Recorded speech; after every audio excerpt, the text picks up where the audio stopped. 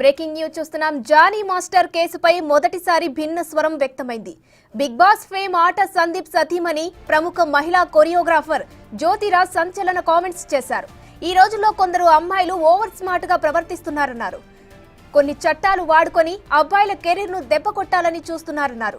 తప్పు చేస్తే ఎవరికైనా ఖచ్చితంగా శిక్ష పడాల్సిందేనన్న జ్యోతి వ్యూస్ కోసం కొందరు ఇష్టం వచ్చినట్టు స్పందిస్తున్నారని ఆగ్రహం వ్యక్తం చేశారు.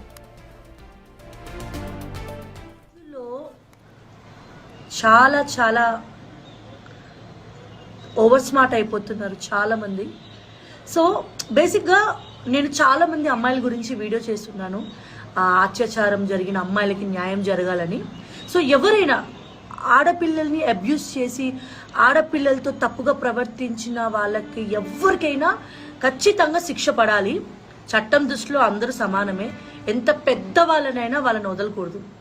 అలాగే ఈ సెక్షన్ల పేరుతో ఓవర్ స్మార్ట్నెస్తో ఇప్పుడు జరుగుతున్న బయట మగవాళ్ళపై ఉన్న ఈ క్రైమ్ రేట్స్ని ఉద్దేశించి ఒక మగవాడు కష్టపడి సంపాదించుకున్న కెరియర్ని దెబ్బ కొట్టాలి అని ఓవర్ స్మార్ట్గా ఉన్న వాళ్ళని కూడా ఖచ్చితంగా అలాగే శిక్షించాలి.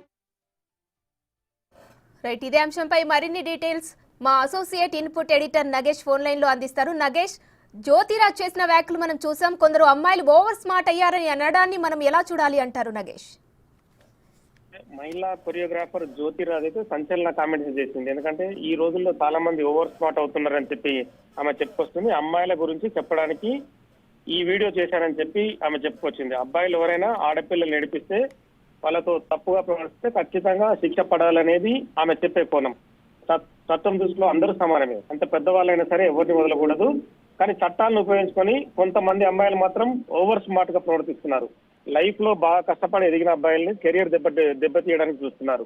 వాళ్ళను కూడా కఠినంగా శిక్షించాలి. అంటే ఈ అంశంలో రెండు మనం చూడవచ్చు. ఎందుకంటే ఆమె 17 ఏళ్ల నుంచి కొరియోగ్రాఫర్ జానీ మాస్టర్ దగ్గర ఉన్న ఎవరైతే విక్టిమ్ ఉన్నారో ఆ విక్టిమ్ ఇప్పుడే ఎందుకు బయటకు వచ్చిందనేది ఈమె కోణం చేస్తుంది. అంటే అతను తప్పు చేస్తే కనుక ఖచ్చితంగా శిక్షించాలనేది ఒక కోణం అయితే, ఇన్ని రోజులు అతని దగ్గరుండి ఎదిగి ఒక నేమ్ వచ్చిన తర్వాత బదనాం చేయడం కోసం ఈ రకమైన పరిస్థితిని తీసుకురావడం మాత్రం దుర్మార్గం అని చెప్తుంది. ఇలాంటి ఆరోపణలు వచ్చినప్పుడు ఖచ్చితంగా రెండు వైపుల నుంచి చూడాలనేది ఆమె చెప్తున్న విధానం.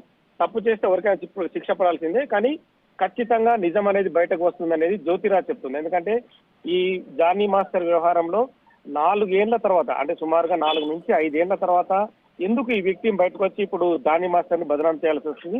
జానీ మాస్టర్ ను బదనాం చేయడానికి అమ్మాయి వెనుక ఎవరున్నారనే కోణాన్ని ఆమె ప్రశ్నిస్తుంది. ఎందుకంటే ఒకవేళ మొదట ఈ తప్పు జరగాలని అతను ముందే ఈమెను కమిట్ చేసి ఒకవేళ ఈమెను వాడుకొని ఉంటే ఎందుకు బయటకు రాలేదనేది ఇక్కడ ప్రశ్న ఉదయిస్తుంది. మరి ఈ క్రమంలో జ్యోతిరాజ్ చేసిన వ్యాఖ్యలు అయితే ఖచ్చితంగా సంచలన కామెంట్స్ అనేది చెప్పుకోవచ్చు. ఎందుకంటే జ్యోతిరాజు 2 కోణాల నుంచి ఆలోచించింది. అంటే మహిళలు కూడా శిక్షించబడకూడదు, మహిళలు అత్యాచారానికి గురైతే ఖచ్చితంగా మగవాళ్ళని శిక్షించాలి. కానీ అదే మగవాళ్ళని